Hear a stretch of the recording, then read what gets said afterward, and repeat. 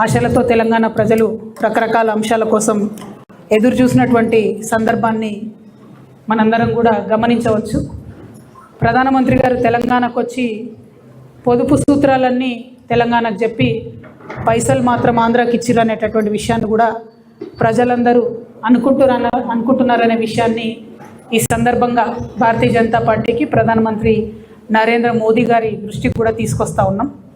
At the same time ఒక దేశ ప్రధానమంత్రి గారు వచ్చి కూర్చున్న వేదిక మీద, ఒక రాష్ట్ర ముఖ్యమంత్రి గారు కూర్చున్నటువంటి వేదిక మీద అత్యంత గంభీరమైనటువంటి ఆరోపణలు వాళ్ళ కుటుంబ సభ్యులు ఎదుర్కొంటున్నటువంటి నేపథ్యంలో అదే వేదికను భారతదేశం యొక్క సహాయక మంత్రిగా, హోమ్ మినిస్టర్గా ఉన్నటువంటి బండి సంజయ్ గారు కూడా ఆ వేదికను పంచుకోవడం నిజంగా చాలా శోచనీయం.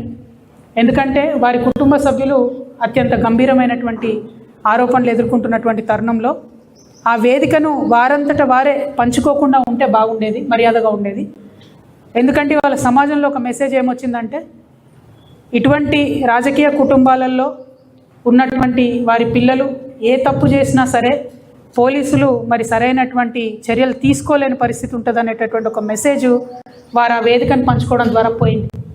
అందుకనే నేను రాష్ట్ర ప్రభుత్వాన్ని చేస్తున్నటువంటి డిమాండ్ ఏంటంటే, బండి సంజయ్ గారి కుమారుడు ఎదుర్కొంటున్నటువంటి ఆరోపణలో భారతీయ జనతా పార్టీకి ఒక అలవాటు ఉన్నది. ఇట్లాంటి నేరారోపణలు ఎదుర్కొంటున్న వాళ్ళని వాళ్ళు దేశం దాటిస్తారు మొదలు. సో బండి సంజయ్ గారి కుమారుడు ఈ దేశం వదిలి వెళ్ళిపోకుండా ఉండడానికి తక్షణమే మన తెలంగాణ పోలీస్ అధికారులు లుకౌట్ నోటీస్ లాంటిది ఇవ్వాలి. అన్ని ఎయిర్పోర్ట్స్లో కూడా వారిని మరి కట్టడి చేసే విధంగా ప్రయత్నం చేయాలి.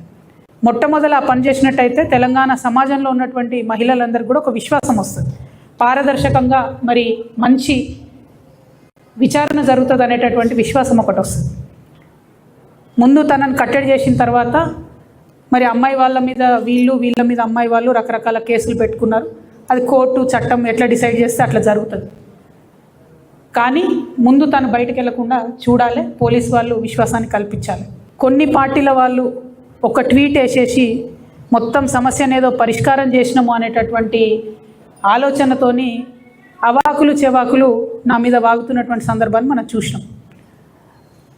ఒక ఆడపిల్ల విషయం వచ్చినప్పుడు, అది కూడా ఒక మైనర్ అమ్మాయి విషయం వచ్చినప్పుడు సమాజంలో బాధ్యతాయుతమైనటువంటి ప్లేస్లో ఉన్న ప్రతి ఒక్కరం కూడా కొంత సంయమనం పాటించాలి. సోషల్ మీడియాలో ఏది పడితే అది వాగితే ఆడపిల్లలకి ఎక్కువ నష్టం జరుగుతుంది. మన సమాజం ఇప్పటికి కూడా రేపు పొద్దున బండి సంజయ్ గారి అబ్బాయి దోషి కాదు అని తేలినా, దోషి అని తేలినా సమాజం మగపిల్లల్ని క్షమిస్తుంది, కానీ ఆడపిల్లలకు మాత్రం కంప్లీట్గా లైఫ్ బర్బాద్ అయ్యే పరిస్థితి ఉంటుంది. ఇవాళ బీఆర్ఎస్ పార్టీ సోషల్ మీడియా చేస్తున్న అత్యుత్సాహంతో ఏం జరిగింది, బండి సంజయ్ వారి సైడ్ నుంచి వాళ్ళు ఆ ఆడపిల్ల మొత్తం వీడియోలు, ఫేసులు, ఫోటోలు మొత్తం బయట పెట్టారు. అంటే ఒక అమ్మాయి, ఆమె మైనరో కాదో అనేటటువంటి చర్చ ఉంది. ఆ అమ్మాయి జీవితాన్ని నాశనం చేయడానికి ఇవాళ డైరెక్ట్గా బీఆర్ఎస్ పార్టీయే కారణం. ఏం అవసరం ఉంది, అంత అత్యుత్సాహం ఏముంది? Issue solve చేయనియండి.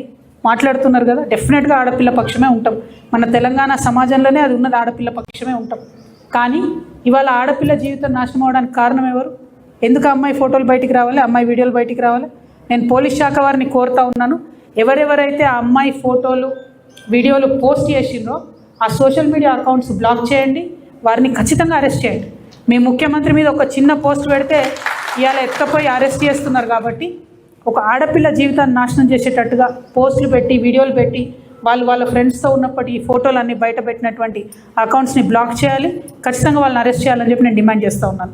షేర్ చేయండి, లైక్ చేయండి, సబ్స్క్రైబ్ చేయండి. మరిన్ని వీడియోల కోసం బెల్ సింబల్పై క్లిక్ చేయండి.